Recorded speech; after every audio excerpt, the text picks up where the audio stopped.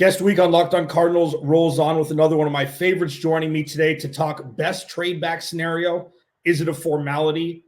And is Kyler Murray underappreciated in the Valley? Ari Meirov from the 3013.com joins me. Let's go. You are Locked On Cardinals, your daily Arizona Cardinals podcast.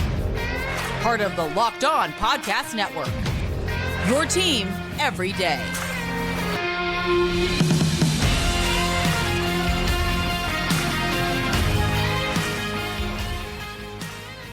Welcome in, Locked On Cardinals. Alex Clancy here. Follow me on Twitter now at Locked On AZ Cards for the time being. Still locked out of Twitter. Please go to the YouTube channel, search Locked On Arizona Cardinals.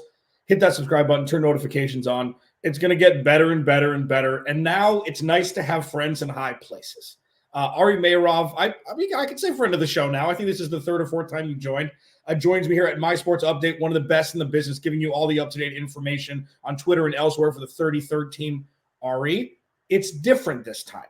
We're talking positives. We're talking what ifs. We're talking possibilities, and not how bad is the upcoming season going to be. So I'm glad that you're able to join me when there's positives to talk about.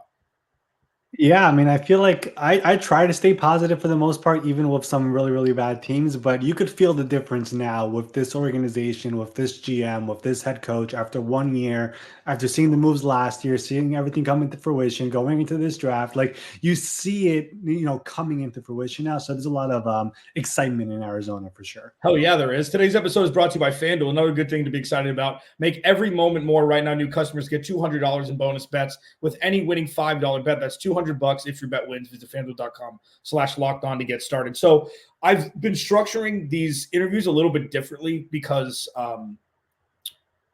it's look at the Cardinals up until this point, look at free agency, look at the trade back, things like that. But in the final segment, we're going to talk about an interesting article that you wrote about young quarterbacks maybe not getting the time necessary to evolve as an adult in the NFL like they were in years past. I'm going to, combine that with Kyler Murray and kind of ask, is he underappreciated here in the Valley? Because it's a very polarizing conversation with Kyler Murray, especially with his performance of late, mostly under Cliff Kingsbury, but, a bridge year last year as well.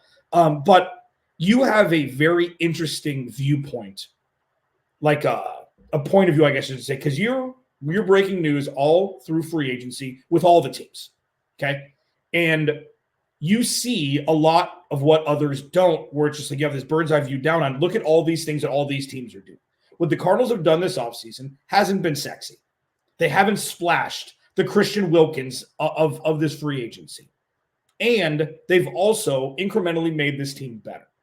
So across the landscape of the Washingtons and the Raiders, who are throwing money at free agents while the Cardinals aren't, are you starting to see a picture form in Arizona that is like, oh, this could actually be a sustainable base for the future moving forward? Yeah, I mean, me going into the offseason and seeing all the teams and who would be, aggressive and who would be more targeted, I felt like, let's just say a team like Houston, after seeing what CJ Stroud did last year, I could see them being aggressive, and they were, right? They signed Daniil Hunter, they signed a bunch of other guys, Joe Mixon. They went for it because they believe they have a shot right now. Arizona, I felt like with Monty and with Jonathan Gannon, they went into all this with a 2-year plan, right? And this is year 2 now, and they were going to be more targeted to find their guys. And that's what they did. Like, I think they did overpay a little bit for some of these guys, but these are the type of guys that they want when it comes to the culture, the fit, the locker room, who Gannon wants on the field. Like, I look at Bilal Nichols or I look at Justin Jones. I don't know if I thought they would get that type of money, but they fit what Jonathan Gannon, for example, did in Philadelphia. Like, they fit right in. So it made sense to me.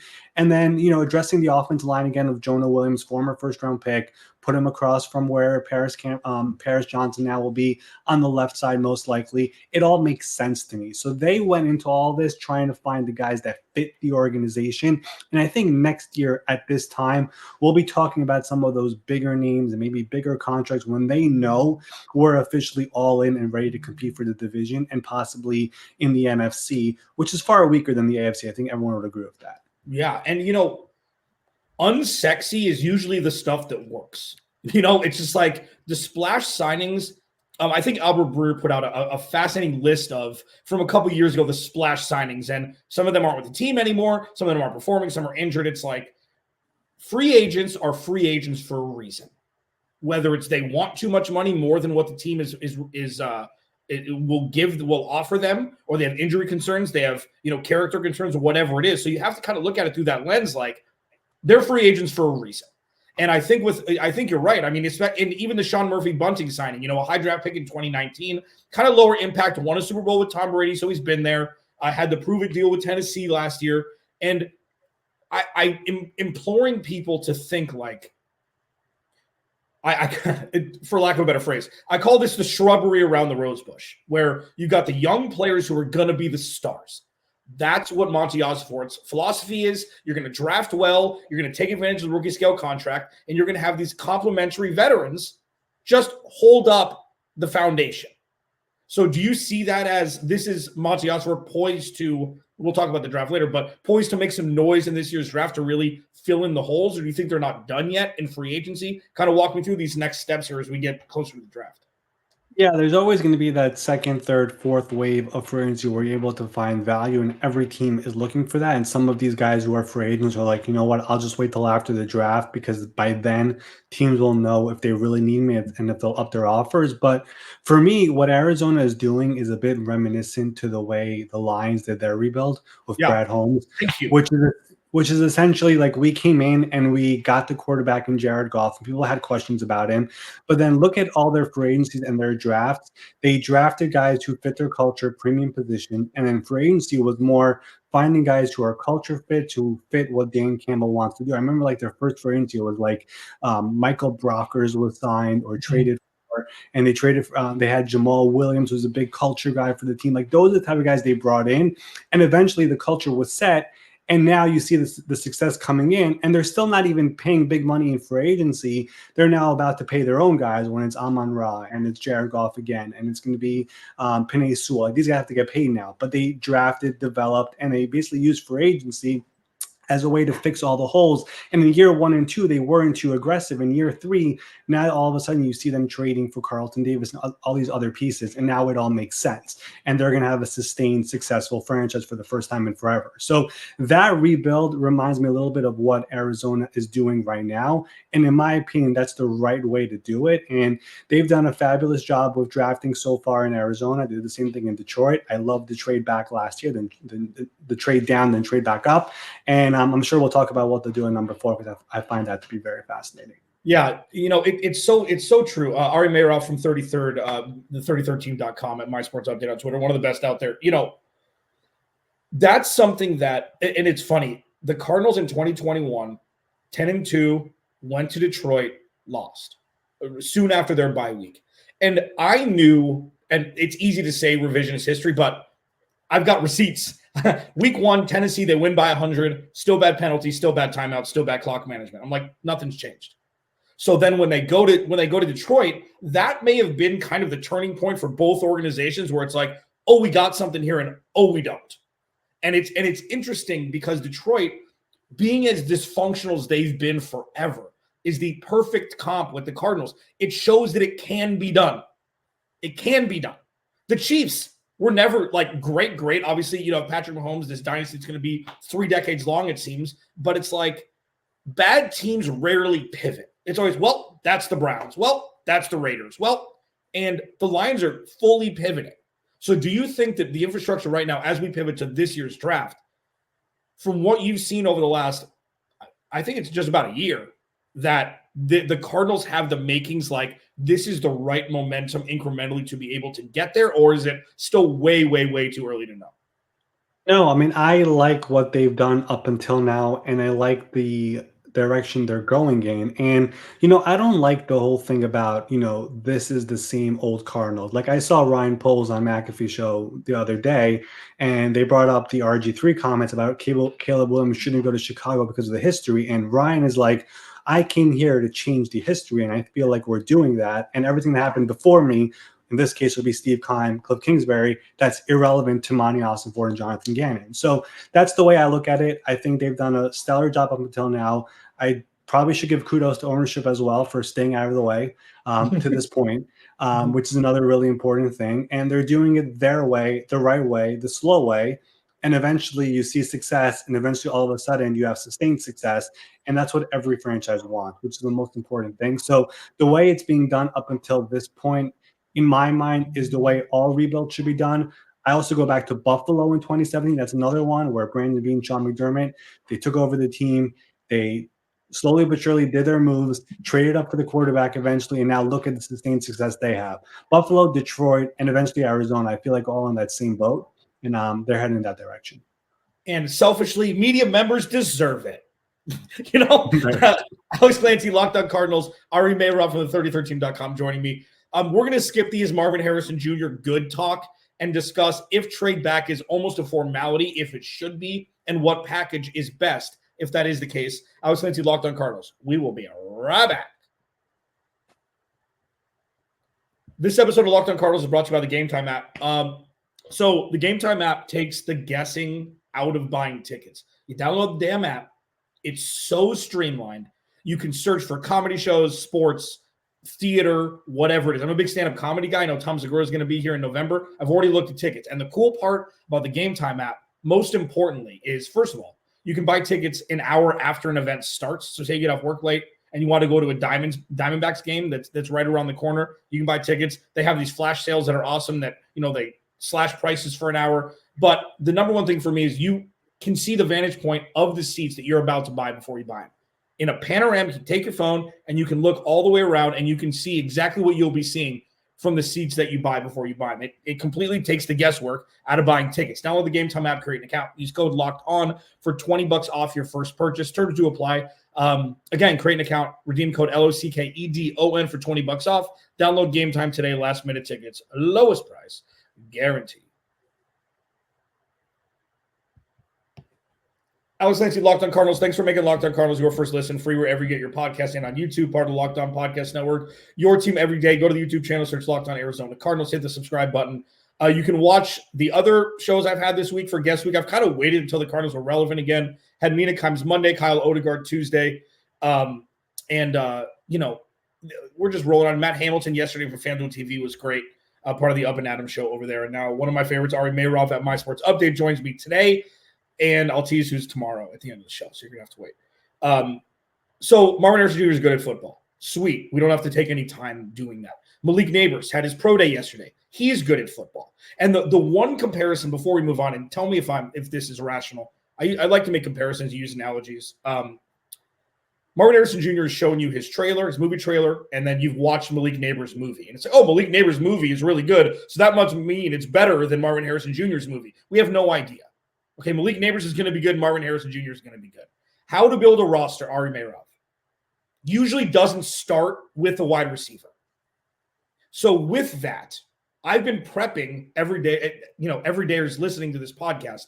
Trade back is the best option to grow sustained success for this team, irrespective of how bad the wide receiver room is talent-wise right now. Do you agree, disagree? You can definitely split the difference as well. Yeah, I am of the belief for this organization at this time, if the trade offer for a quarterback comes in and it is hard to say no to, they should do it. In other words, the team like Minnesota, who has 11-23, and if they offer their one next year, I don't know how you say no to that. That's the way I look at it, especially when the receiver class in this year's draft is as deep as it is. It's not like it's Marvin Harrison and there's a big drop-off. There are a ton of receivers available in this draft. I go back to 2020 when everyone was talking about the receivers in that year's class, and you look at Justin Jefferson 122, you had Brandon Ayuk go 25, you had T. Higgins go 33, you had Michael Pittman at 34. Like, there's guys going to be available later on. And that means at 11, at 23, with your second round picks, like, they're going to be there. Now, are all of them Marvin Harrison? Probably not. But I do agree that getting an elite receiver at number 4 and not having all those other picks is not going to get the Cardinals to where they want to be eventually right away. I think if you have those picks at 11 and 23 and more, they could do so much more. And we saw last year, they moved down, they moved right back up, and they still have one this year. I don't think they thought the Houston pick would be this low. That's a different conversation. But point is, the point obviously is, though, that trading back and getting more assets, especially when you're a guy like Monty, who's a draft and develop type of a guy and has a long history of doing well at this stuff, I think that makes the most sense. But if the offer isn't good, if Minnesota is offering, 11 and their second round pick and a fourth next year, then obviously say no. But people believe there are 4 quarterbacks in this draft that could go in the top 4, first time ever. And if that's the case, Arizona is in a really good position and they hold some leverage here, because if a team tries to trade to number 5, they could still play around and try to do something at number 4, and that team can't do it. So I think if that offer comes in, they're going to have to really, really strongly consider it, in my opinion. Now, and I agree, and it sucks. I've discussed, and I know this is probably the most overspoken statement I use, but the Cardinals haven't eaten their vegetables in 5 years. They haven't drafted right. They haven't. They drafted Isaiah Simmons and Tristan Wirfs or CeeDee Lamb. They drafted Zaven Collins, and it wasn't, it's revisionist history. It's no, those positions, off-ball linebackers, are not supposed to be taken in the top 8, top 15, and that's what Steve Keim decided to do because he was always the smartest person in the room. This may be the last cutting Steve Keim off from the organization move to be like, listen, Steve Keim did not set Monty Osborne up for success, obviously. So the trade back, this is the last one where it's like, okay, Steve Keim now has no more tie to this team, and Monty Osborne has finally, righted the ship, as it were. Now, with that, Ari Meirov of 3013.com, Denver's the interesting one, because if it's 1-24, 1-25, and 1-26, I see that as much less appetizing, even though it's 3 firsts. This is the draft where every single pick in the first round is most likely going to be a plug and play. We can't say that always for future drafts. If you're offered first round pick this year, first round pick next year, and 1 in 2026, do you take that, or do you take Marvin Harrison Jr. at 4? I would probably take that as well. I mean, okay. Think of the Detroit trade, go back to Detroit when they traded Stafford. They didn't get a 1 that year. They got a 1 the year after and a 1 a year after that. And look at how well that worked out for them. One of the picks ended up being at 32 because they won a Super Bowl. Then they traded up for Jameson Williams with that pick. The other pick ended up at number 5 or number 6, and they used that pick to move around last year with Arizona, ironically, to do all their movement to get all the guys they got, which was Jahmyr Gibbs and Laporta of those 2 picks. So it's not that crazy. You never know where Denver will be. What if they take J.J. McCarthy and McCarthy becomes a Mac Jones? Now, all of a sudden, those 2 picks are insanely valuable, right? Yeah. So I think having the ammunition in the future helps out a lot. Houston did the same thing, by the way, with Deshaun Watson, where they traded for 3 first-round picks. Each one ended up, 1 at 25, 1 at 12, wherever it ended up. But they had the ammunition to go up and down, and look at the roster now. They have a bunch of really good core pieces. So if you're able to get 3 first-round picks, including 1 this year, I mean, I don't know how you say no to it. I just don't. Well, we're going to find out. One last thing is, we're going to pivot here to the article you wrote because it's fascinating. We could talk about this. I dedicate one segment every show until the draft on this, because you have to talk about every scenario. You have to be ready for anything, because Monty Osborne, like, my favorite would be them trading back to 11 and then moving back up to 8 and drafting a wide receiver there if there's one still there, irrespective of who it is with Atlanta. And you give them, a third this year. It doesn't matter. Give them a future second. Who cares? If you can get a wide receiver at 8 and still have 23 and 27 and a future 1, that's a win if they move up with Minnesota. Now, I want to ask you about the QB tax. This is the new hot button thing that people talk about. I think it's stupid. I mean, respectfully, I think it's stupid. It's supply and demand. It doesn't matter what the position is that you're trading for. Like, the Cardinals can't say, no, you have to give us an extra first because you're drafting a quarterback. That's dumb. If you want to move up, there's other teams that want to move up also. You have to outbid that team. Is the QB tax thing real? And obviously feel free to disagree with me. Or is this just a new thing that people say to make their argument seem stronger? No, it's very real. It's a real thing in the NFL. I don't know why it is. I agree with you about that, but it's the most important position in the NFL. And if you want to get your guy and you need that guy, you go up and do it. I mean, look at what the San Francisco and Miami trade from 12 to 3, how much they gave up for it. There's literally the same example of a team going from 12 to 3 and they only give up a second-round pick. It was the Deion Jordan trade. Go look at it. It was not 3 first-round picks. Okay, so there is a thing where this stuff happens. So the quarterback tax thing is really real, and that's why if a team is looking to trade up to number 4 for Marvin Harrison, you're not getting the same return. It's just not happening. But if a team is going out for J.J. McCarthy, that's where there's a real return there, and that's where Monty is that's what he's waiting for. He's not trading out of the pick if Tennessee wants to go up for Marvin Harrison. Like, he's staying there. But if it's something else, that's where it becomes very interesting. So it's a very, very real thing. Sweet. I would just always want to get smarter. I always like to get, flicked in the forehead if I'm wrong. And, I was wrong there, and everybody gets to see it. And I don't edit these videos. You know that. This is all going in there. Alex Clancy, Locked on Cardinals, Ari Meirov, 33team.com at My Sports Update, one of the best in the business. As we continue here on guest week, Kyler Murray, I discussed yesterday with Matt Hamilton about Kyler Murray. This is going to be a different angle about the shelf life for a young quarterback. And if teams are moving off of them too quickly, the Cardinals have one that Atlanta moves off too quickly now in Desmond Ridder. I wrote a great article, and I'm going to deep dive into it a little bit and then, compare it to Kyler Murray and see if, he's a little more underappreciated than we thought already here in the desert. Ari Meirov, Alex Clancy. I will be right back.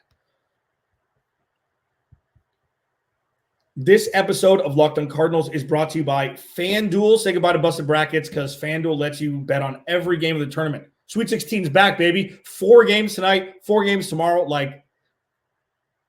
Still. So, all right, I mean, this isn't in my library, but it's okay.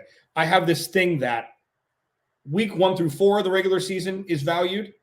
Week, 14 through 18 is valued, and then people just take it for granted in the middle. The meat of the sandwich, people just take it for granted it's going to be here forever. That's the same thing about Thursday and Friday of the NCAA tournament. Every year, everybody takes it for granted. It's like, oh, there's only 8 games on Saturday. Yeah, because you weren't paying attention to the 16 on Thursday and Friday. But what you should be paying attention to is FanDuel because, whether you're busted, your bracket's busted, or anything in between, you can go bet on who's going to win the tournament. Good luck. Is it going to be UConn? Is it going to be Purdue? Is it going to be a 4-seed Duke? Is somebody come out of the woodwork? Either way, right now, new customers get $200 in bonus bets if your first $5 bet wins. That's $200 to use on point spreads, money lines, and again, who's going to win the whole damn thing? Just visit FanDuel.com/lockedon and bet on college hoops until they cut down the nets. Wrapping up a Thursday edition on guest week here. Sorry about the lazy title. I just felt like it was to the point. Alex Clancy, Locked on Cardinals. Ari Meirov at My Sports Update joins me today. One of the best in the business. Give him a follow on Twitter if you want any sort of cheat code with anything new in the world of football. Turn notifications on his Twitter. It's a piece of cake. So trade back 3 firsts is the floor, and maybe the Cardinals have to give up a third or future fourth, something like that to balance it out. But I think that we're in agreement there, and it sucks because the fans need a splash, and they might not get a splash. And we could talk about that forever, but I want to pub something that you wrote earlier this morning, or you posted earlier this morning on Twitter about rookie young quarterbacks maybe not getting the leash that they used to get to develop as a QB. And I'm just going to sit here, tell me about it, and then I'm going to ask you a couple questions about Kyler Murray and see if he's maybe undervalued compared to what we're seeing across the NFL with young quarterbacks not panning out. Yeah. So I guess let me just start. I mean, this offseason, we saw all these quarterbacks getting traded, whether it was Kenny Pickett to Justin Fields to, Mac Jones. Trey Lance was traded last year. Desmond Ridder was traded. Sam Howell was traded. All these guys were, picked in the last couple of years, and these teams are giving up on them really quickly. So I just decided, let me reach out to some executives around these teams, assistant GMs, director of player personnel, and get their take as to why this is happening. And a lot of really interesting answers came in. Some of it was because of the CBA change in 2011. Used to be when you draft a quarterback in the first round, the contract they would get would be insane. So you only take a guy that you really, really love. And now the rookie weight scale is slotted. So what you're getting for them is way cheaper. And every team is so desperate for a quarterback, let's just take them and see what happens. And if it works, it works. It doesn't, we'll try it again. The other thing that was very interesting was I asked a bunch of guys about the Packers model, which was taking a quarterback when you already have one in the building, which was Aaron Rodgers, Brett Favre. And if you fall in love with that guy, take him now because it's the most important position. Interestingly enough, a bunch of teams do believe that should be done. Some of them were worried about the reality that your current quarterback would get a little bit pissed off. But that it is where it is. You need a quarterback, and look how great it's working for Green Bay. So that was interesting. And the Chiefs did the same thing with Alex Smith to Patrick Mahomes. It's worked out great for them. And the last thing I asked was essentially what the sitting quarterbacks used to be a thing. It used to be sit for a year, sit for 2 years. Should teams go back to that model? And the response for the most part was that the college game, the youth game, everything has changed so drastically to the point where these guys are getting into the league. They could be thrown into the fire, and it's fine. But other guys do believe And it was interesting from one quote was essentially that some of these guys have confidence issues, and if you put them in right away and they fail, you ruin them. It's over. So why do that? So the full article is on the website. Go check it out. A lot of really interesting takes.